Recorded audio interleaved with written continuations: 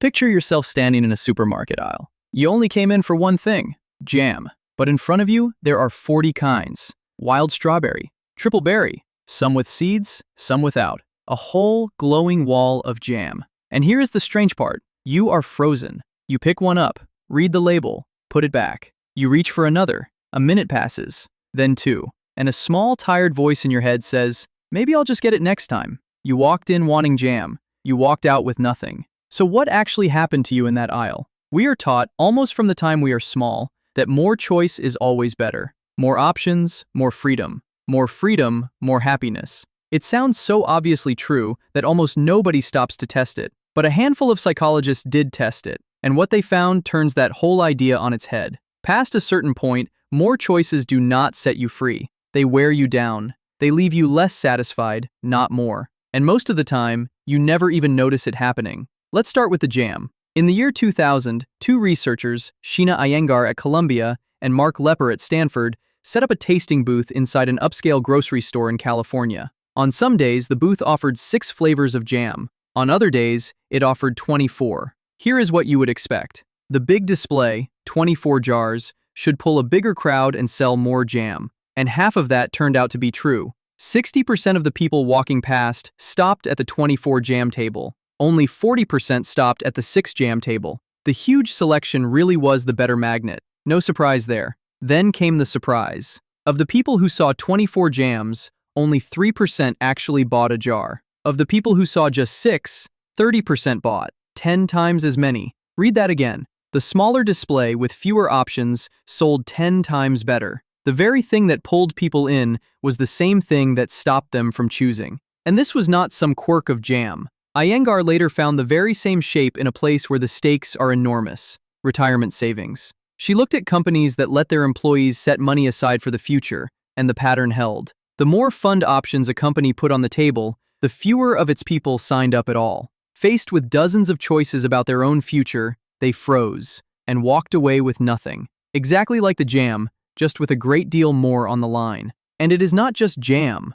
Think about the last time you opened a streaming app to relax. Thousands of shows, one tap away. And somehow you spent 20 minutes scrolling, watched nothing, and went to bed a little unsatisfied. Or the coffee shop with a menu the size of a newspaper. Or the dating app with its endless deck of faces. Same trap, different wall. The abundance that gets sold to you as freedom keeps leaving you tired and empty-handed. So why does that happen? Why would more options make you buy less, decide less, do less? To see it, you have to watch what your brain is actually doing while it stands in that aisle. Every time you compare two options, you do a little bit of work. You weigh this one against that one. With 3 or 4 options, that work is small and honestly kind of fun. But the work does not grow in a straight line. Add more options, and the number of comparisons explodes. 6 jams is a quick glance. 24 jams is a spreadsheet your brain never agreed to fill out. At some point, the effort of choosing costs more than the choice is even worth. And your brain, being sensible, quietly does that math and decides the smartest move is to not choose at all. That is why you left with no jam. Not because you were lazy, because choosing had quietly become expensive. And you have felt this exact tiredness, even if you never had a word for it. It is the specific fatigue of a browser with too many tabs open, all of them yours. But decision cost is only the first layer. There is a second one, and it is sneakier, because it does not hit you in the aisle. It waits until after. Think about what an option really is. Every option you could have picked is a small promise of a life you did not choose. When there are 3 of them, you can shrug off the 2 you passed on. But when there are 40, you leave 39 promises on the table. 39 roads not taken. And your mind does not just forget those roads. It keeps them. Later that night, spoon in the jam you finally bought, a thought drifts up. Maybe the triple berry would have been better. That thought has a name. Psychologists call it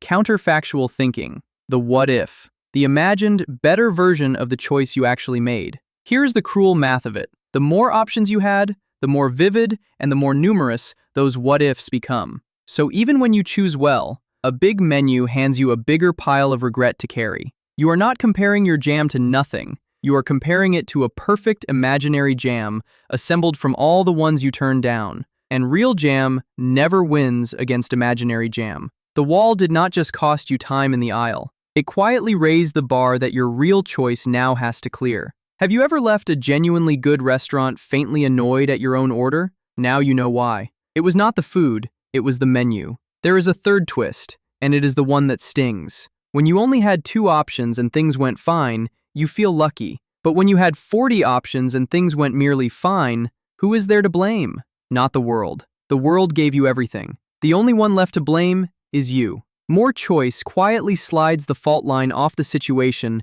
and onto your shoulders. You should have found the perfect one. It was right there. So that is the machine. Decision cost freezes you. Counterfactuals haunt you. And a wall of options whispers that any disappointment is your own fault. Put those 3 together, and abundance turns into a low, steady hum of dissatisfaction. Not a crisis, just a background ache you have stopped noticing. Now, does this mean you should want a tiny, gray world with no choices at all? Of course not. A little choice really is better than none. The point is that the curve bends. Choice helps you, right up until it doesn't, and every option you add past that bend starts taking something from you instead of giving. The psychologist Barry Schwartz gave this its name. He called it the paradox of choice, and he noticed that people split into 2 camps in how they handle it. Some people are what he called maximizers. Faced with any decision, they have to find the best jam, the best route, the best phone. They research, they compare,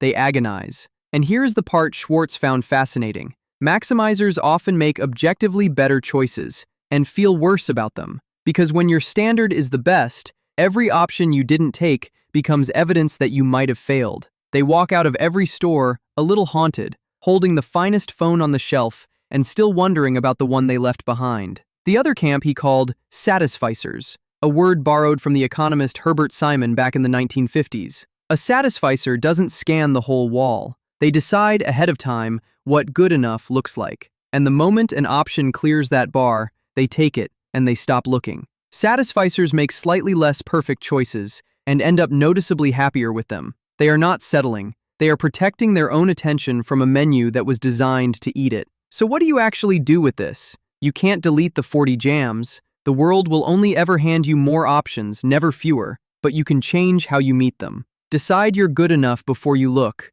not after. Cut the field down on purpose. The first 3 that fit, then choose from just those. And once you have chosen, close the menu.